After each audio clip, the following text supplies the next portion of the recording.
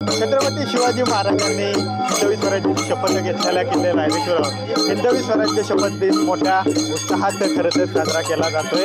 आज रायरेश्वरावर या निमित्ताने मोठ्या संख्येने शिवबीरांची गर्दी जी आहे ती झालेली पाहायला मिळते। खरं तर आज 380वा शपथविधी दिन सोहळा आहे आणि त्यानिमित्त राज्यभरातून विविध संघटनांचे शिवप्रेमी या ठिकाणी दाखल झालेले आहेत। त्याचबरोबर ग्रामस्थांच्या वतीने खरं तर या कार्यक्रमाचं आयोजन करण्यात आलेलं आहे। विविध कार्यक्रमांचं या निमित्ताने खरं तर या किल्ल्यावर आयोजन करण्यात आलेले आहे। सुरुवातीला ज्या शिवमंदिरात ज्या शिवलिंगावर छत्रपती शिवाजी महाराजांनी स्वराज्याची शपथ घेतली त्या शिवलिंगावर खरं तर दुधाभिषेक करण्यात आला। त्यानंतर गडपूजन करून ध्वजपूजन करून आता छत्रपती शिवरायांच्या प्रतिमेची पालखीतून मिरवणूक जी आहे ती किल्ले रायरेश्वरवरून काढण्यात आलेली आपल्याला या ठिकाणी पाहायला मिळते। अतिशय पारंपरिक वाद्याच्या तालावर आणि पारंपरिक वेशभूषा करत यामध्ये खरं तर नागरिक जे आहेत ते मोठ्या संख्येने सहभागी झालेले पाहायला मिळतात। याच मिरवणुकीत आता बोरचे आमदार राष्ट्रवादीचे आमदार शंकर मांडेकर सुद्धा सहभागी झालेले आहेत।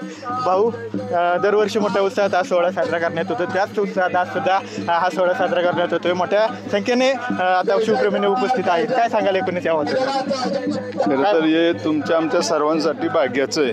छत्रपती शिवाजीरायांनी त्यांच्या मावळ्यांच्या साथीनं या ठिकाणी स्वराज्य स्थापनेची शपथ घेतली आणि त्याला अनेक वर्षे लुटली, परंतु आजही त्यांच्या नावाने जे त्यांचा ऐतिहासिक दिवस आहे तो साजरा करण्यासाठी सर्व ग्रामस्थ शिवप्रेमी या ठिकाणी येत असतात। आणि त्यामुळे आम्ही या ठिकाणी या भागाचा लोकप्रतिनिधी म्हणून मी असन, माझे सहकारी रणजितदादा असन, तालुक्याचे अध्यक्ष आहेत, आमचे सर्व सहकारी आहेत, या ठिकाणी आलेलो आहे आणि अतिशय आनंदाचा आहे आणि खूप मोठा या ठिकाणी समाधान मिळतं। शक्ती आणि भक्तीचं प्रतीक आहे।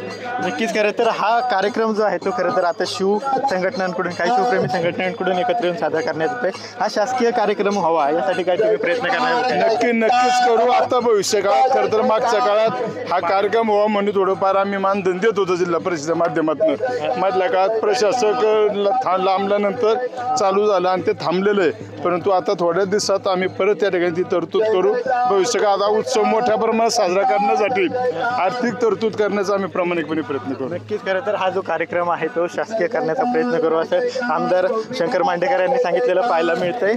खरं तर मोठ्या उत्साहात हा सर्व कार्यक्रम जो आहे तो इथे आपल्याला पार पाडताना पाहायला मिळतोय। छत्रपती शिवाजी महाराज की जय, हर हर महादेवच्या घोषणांनी हा संपूर्ण किल्ल्याचा परिसर जो आहे तो दुमदुमून गेल्याचं आपल्याला एकंदरीत पाहायला मिळतं। कॅमेरा पर्सन तुषार सेनेसह विनय जगताप, TV9 मराठी, रायरेश्वर किल्ला, पुणे।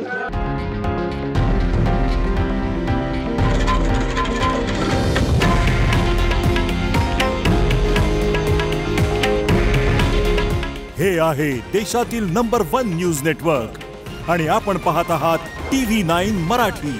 काळजी तुमची, हित महाराष्ट्राचं।